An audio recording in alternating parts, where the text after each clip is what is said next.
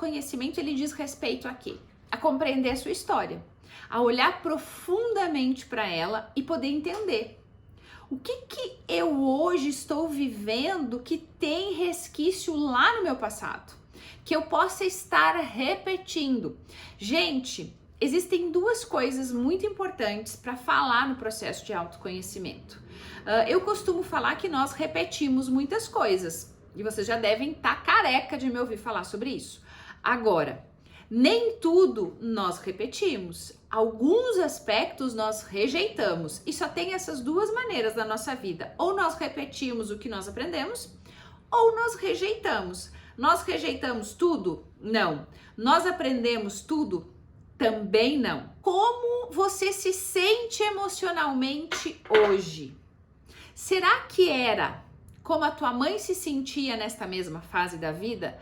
É muito comum que nós, filhos, tenhamos comportamentos e sentimentos muito semelhantes aos que os nossos pais tiveram naquela determinada idade. Então, se vocês forem analisar algumas coisas profundamente, isso é autoconhecimento. Se vocês forem analisar alguns quesitos na vida de vocês profundamente, é muito provável que vocês identifiquem o padrão de repetição não completamente igual. Por quê? Por que, Ed, que não é igual? Porque são momentos diferentes, histórias de vida diferentes, a realidade é diferente. Vamos lá. Quando a tua mãe nasceu, não tinha tecnologia, talvez nem energia elétrica, né? Hoje, olha quanta coisa mudou. Hoje nós temos acesso à informação, hoje nós temos aqui, ó, nós estamos conversando com pessoas do mundo todo, em várias cidades, só por um computador ou um celular. Então, o que eu tô querendo dizer para vocês? Que é óbvio que mudou. Então, os comportamentos também mudaram. E aí, às vezes, o que acontece? O que eu costumo escutar? Mas eu não repito nada da minha mãe. Não exatamente como a tua mãe.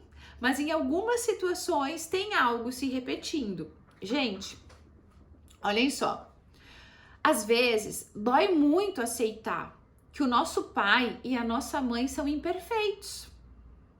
Por quê? Porque nós endeusamos. Eu endeusei a minha durante muitos anos.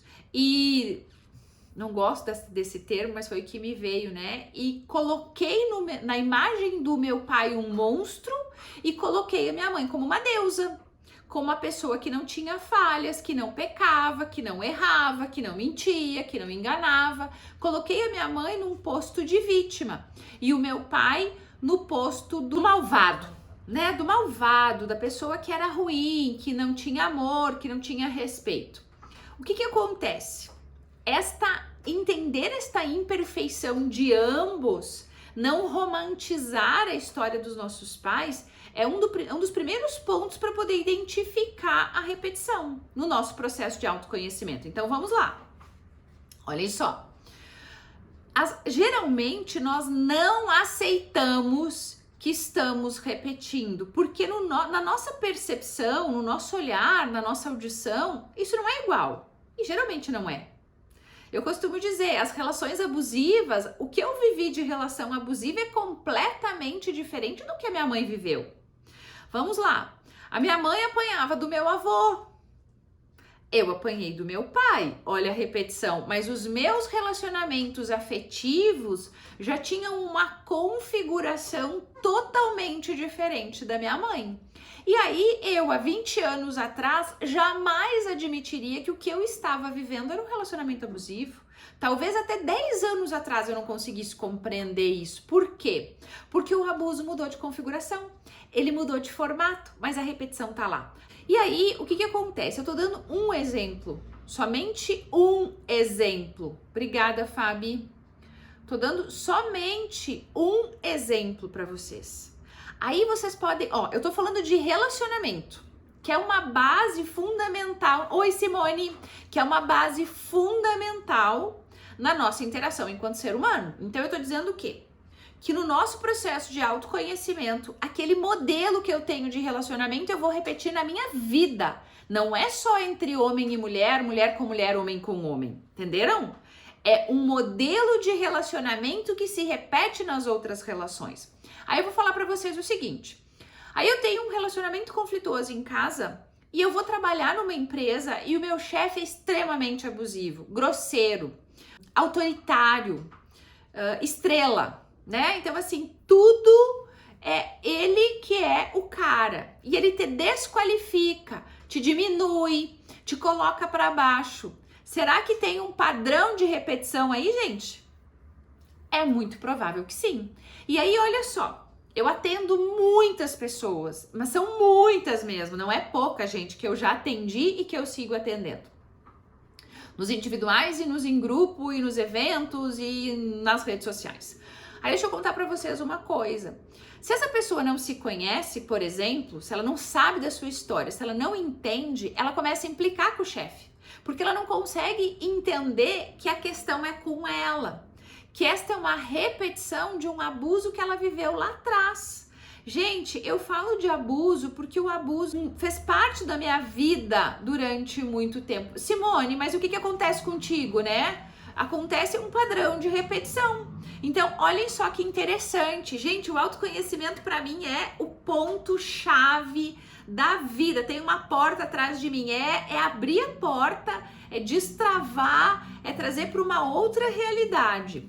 Porque quando eu me conheço, quando eu compreendo a minha história, eu começo a identificar.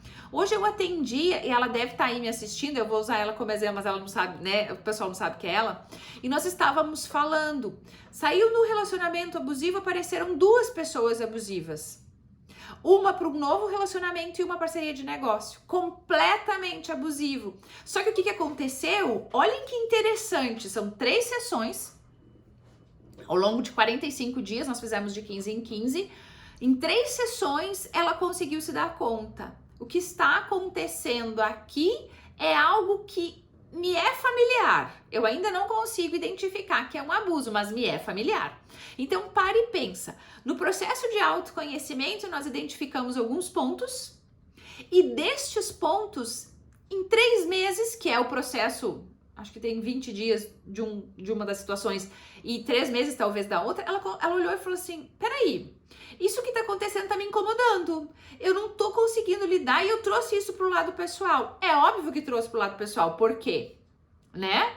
Porque tá dentro da história dela. E aí eu só posso começar a trabalhar isso e modificar o comportamento porque eu reconheço que lá no relacionamento dos meus pais eu fui vítima tanto quanto os meus pais do abuso, porque nem todos os casos a violência física ela está em mim, né? Nem sempre, por exemplo, nem todos os casos o casal teve violência verbal, desqualificação, desrespeito, às vezes agressão física mesmo, e nem sempre os filhos eles são agredidos. Por que então que se eu não fui agredido, foi só meu pai e minha mãe, eu vivo relações agressivas? Porque você experienciou, na tua memória, você viu, ouviu e sentiu aquela experiência. Eu gostaria que vocês agora parassem por um instante e se colocassem numa cena na casa dos seus pais que foi muito impactante para você.